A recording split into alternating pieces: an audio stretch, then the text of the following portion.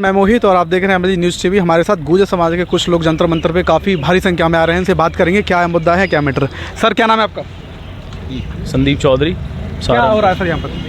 यहाँ पे आज गुर्जर समाज का एक चिंतन मंथन और एक धरना ज्ञापन दिया जाएगा गुर्जर समाज की तरफ से। जो मध्य प्रदेश में जो गुर्जर समाज के लोगों पर बेवजह की जिस तरह की जो धाराएं लगा दी गई, बेवजह जो लोग धरना स्थल के आसपास तक भी नहीं थे उन लोगों पर मुकदमे लिख दिए गए, उन लोगों को परेशान किया जा रहा है, महिलाओं को परेशान किया जा रहा है, बच्चों को परेशान किया जा रहा है, स्कूल जो छात्र छात्राएँ हैं। तो हमने जगह जगह पश्चिम उत्तर प्रदेश के अनेक जिलों में एक साथ हमने ज्ञापन भी देने का काम किया। अभी 30 तारीख को एक साथ हमने पूरे उत्तर प्रदेश के हर जिले में ज्ञापन दिया था माननीय प्रधानमंत्री जी के नाम। आज भी हम लोग यहाँ धरना देने का काम कर रहे हैं, जिससे सरकार को चेताने का काम करेंगे, केंद्र सरकार को भी, मध्य प्रदेश सरकार को भी, कि बेगुनाहों के खिलाफ कोई कार्रवाई नहीं होनी चाहिए। अगर कोई कार्रवाई होगी तो एक बड़ा आंदोलन गुर्जर समाज का, चाहे जेल भरो आंदोलन हो, चाहे सड़कें जाम करनी पड़े, गुर्जर समाज हर चीज़ के लिए तैयार है। अभी जैसा सुनने में आया, जैसे मलूक सिंह नागर जी हैं और आपके अतुल प्रधान जी, उनके खिलाफ भी FIR दर्ज है।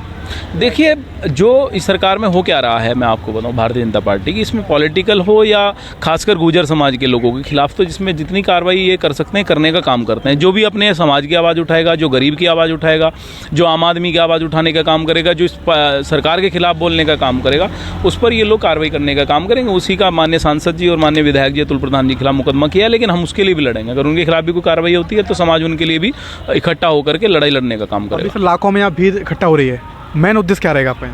मेन उद्देश्य ये है कि शांतिपूर्वक तरीके से अपनी बात को कहा जाए, किसी तरह की कोई बात ना हो, लोकतंत्र के दायरे में रह करके लोकतांत्रिक तरीके से जो है हम लोग ज्ञापन भी देंगे, हम लोग शांतिपूर्वक धरना प्रदर्शन करेंगे और एक सांकेतिक सरकार को चेताने का काम करेंगे जंतर मंतर पर धरने के माध्यम से, कि जो कार्रवाई मध्य प्रदेश में और पूरे देश में गुर्जर समाज के खिलाफ हो रही है वो कार्रवाई को रोका जाए और जो न्याय संगत चीज़ें हैं वो की जाएँ।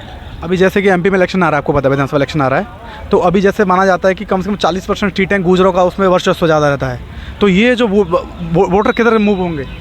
देखिए, वोटर तो आप मध्य प्रदेश के साथ साथ हर जगह देख लीजिए। मैं उत्तर प्रदेश से आता हूँ, मैं उत्तर प्रदेश के सहारनपुर से आता हूँ, और ये पहली ऐसी सरकार है उत्तर प्रदेश में, योगी जी की सरकार, जो दूसरी बार चल रही है, 2017 से लेकर 22 और 22 से अब 24 आने वाला है, कि गुर्जर समाज का प्रतिनिधित्व नहीं है। 95% वोट देने के बावजूद गुर्जर समाज का, उसके बावजूद भी आज तक कोई कैबिनेट मिनिस्टर योगी सरकार में नहीं है। ये पहली बार ऐसा हुआ है कि देश की कोई सरकार बनी है और पूर्ण बहुमत की सरकार दी और समाज के सब लोगों ने वोट दे दिया। 95% वोट गुर्जरों ने दे दिया, 2014 से लेकर के 14 हो, 17 हो, 19 हो, 22 हो, लेकिन उसके बावजूद कोई कैबिनेट मिनिस्टर हमारी समाज का नहीं है। तो मध्य प्रदेश में भी चाहे वो 40 सीटों के साथ साथ और लोगों को भी जिताने का काम करेंगे, और निश्चित तौर से इस बार भारतीय जनता पार्टी का सफायम 2024 में गुर्जर समाज करने का काम। आपकी समाज से रविंद्र भाटी जी आते हैं, जो कि आज़ाद समाज पार्टी मिल चुके हैं, काफ़ी रैलियाँ हो रही हैं MP में, राजस्थान में, और काफ़ी लोग पसंद कर रहे हैं, उनके बारे में क्या विषय है आपका?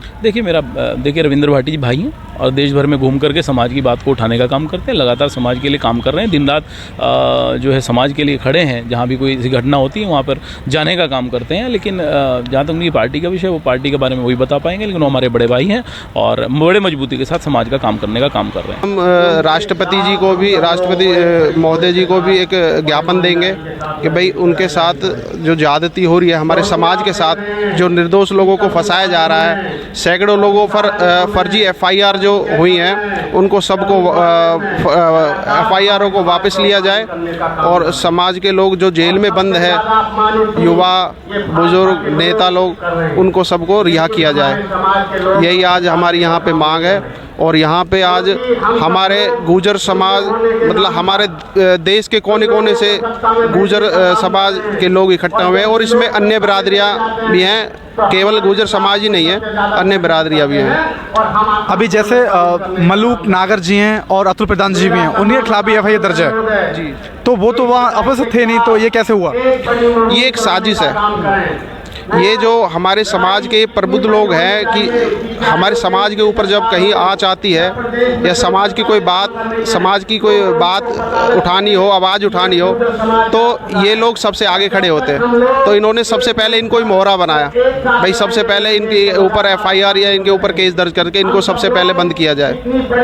अभी मान के चलो MP में इलेक्शन आने वाले हैं, विधानसभा इलेक्शन, गुर्जर समाज कम से कम 40% वहाँ पर सीटों पर निर्धारित करता है अपना विधायक, तो क्या लगता है ये वोटर के साइड मूव होंगे? देखिए, ये तो अभी जो मध्य प्रदेश के अंदर जो चुनाव होंगे उसमें इनको बीजेपी सरकार को गुर्जर समाज अपना दम दिखा देगा कि भाई आप लोग जो तानाशाही जो कर रहे हो और एक समाज को जो दबाने और कुचलने की जो कोशिश हो रही है, उसका जवाब हम इस बार चुनाव के अंदर मध्य प्रदेश में जो चुनाव होगा गुर्जर समाज बिल्कुल मुंह तोड़ जवाब देगा उनको। आपकी समाज के रविंद्र भाटी हैं, आज़ाद समाज पार्टी से जुड़े हुए हैं, बड़ी बड़ी सभाएं कर रहे हैं एमपी में और लोग काफ़ी पसंद भी कर रहे हैं उन्हें, तो क्या लगता है उनकी तरफ जाने का कोई इरादा है? देखिए, इस बारे में तो मैं अभी कुछ नहीं कह सकता, इसका मेरे को कुछ पता नहीं है कि भाई वो क्या है, वो तो वही जाने, वो तो उस चीज़ का बारे में तो वही बता सकते हैं। बाकी समाज उनके साथ है, जहाँ वो इशारा करेंगे समाज उधर ही जाएगा। जैसा कि सर से बात की, सर का मानना यही है जो उन पे जो एलिगेशन लगाए गुर्जर समाज पे हिंसा ग्वालियर जो हुई थी, तो उनका यही है कि उनका जो वापस ली जाए